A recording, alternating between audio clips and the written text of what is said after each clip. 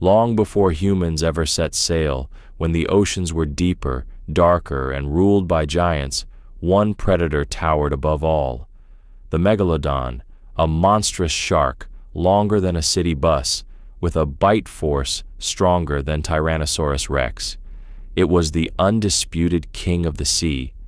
But kings don't stay on their thrones forever, because in the cold depths of the Miocene oceans, something else was rising, a beast just as big, just as deadly, but smarter. Meet Leviathan, the prehistoric sperm whale with teeth as long as kitchen knives and a brain wired for war. And when these two monsters met, the ocean trembled. For nearly 20 million years, Megalodon ruled the seas without fear, stretching up to 60 feet long and weighing over 60 tons. This apex predator dominated warm coastal waters across the globe. Its jaws could open over 10 feet wide, lined with serrated teeth the size of human hands, perfect for slicing through flesh, bone, and even whale skulls. Megalodon's strategy was simple: ambush, bite, bleed out, and feast.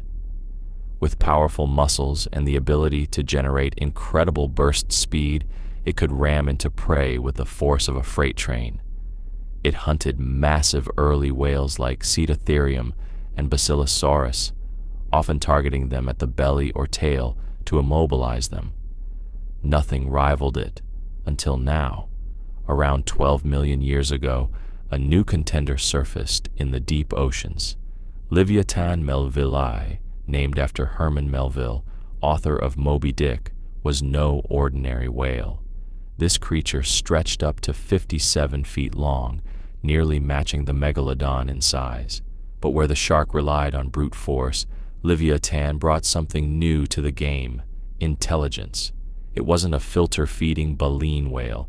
Leviathan had giant interlocking teeth, some over a foot long, the largest biting teeth of any animal in history, including Megalodon, and it hunted with echolocation, advanced communication, and coordinated movement.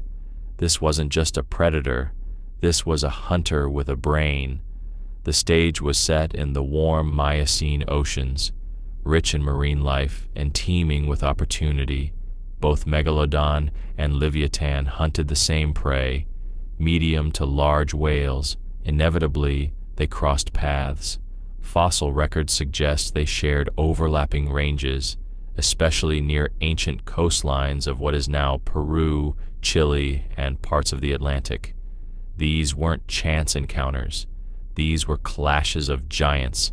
Imagine it, a Megalodon tracking a pod of juvenile whales, only to find a Leviathan bull charging in with echolocation pulses, tail slaps, and a sonic boom of aggression. The Megalodon would strike first, fast, from below. But Leviathan wasn't slow, and it wasn't alone. Sperm whales, both ancient and modern, are highly social. There's a high probability that Leviathan hunted in coordinated groups, possibly even defending each other with strategy.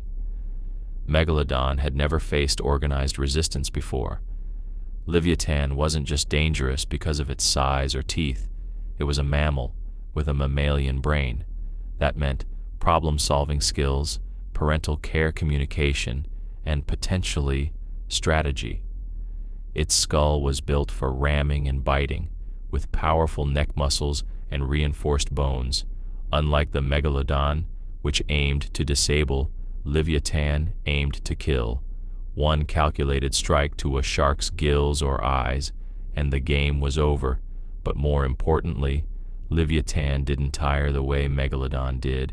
As a warm-blooded mammal, it could stay active longer in deeper waters and adapt to changing conditions. The Megalodon may have been a brute force juggernaut, but Leviathan was a tactical predator. The Miocene seas weren't big enough for two apex hunters at the top of the food chain. As ocean temperatures began to fluctuate, competition for food intensified. Whale populations evolved. Prey species became faster, smarter, and more migratory. This is where the tides began to shift. Leviathan could dive deeper and chase prey across vast ocean territories. It communicated with others, shared food, and protected its young. Megalodon, on the other hand, was solitary. Its massive body required a high-calorie diet, and its warm coastal zones began to shrink. The final blow came during the Pliocene epoch, about 3.6 million years ago, when a combination of climate cooling, dropping sea levels, and disappearing prey spelled disaster for Megalodon. Leviathan likely began disappearing around the same time, but not before leaving its mark. For a brief window in time, the oceans had two rulers, and when they met, it wasn't just a battle of teeth, it was a war of worlds. Do we have direct fossil evidence of Megalodon versus Leviathan battles? Not exactly, but we have tooth marks on bones, overlapping fossil sites, and behavioral comparisons drawn from modern sperm whales and great white sharks, the closest living relatives of these prehistoric beasts. Leviathan's skulls show it actively hunted other whales. Megalodon teeth have been found near whale vertebrae.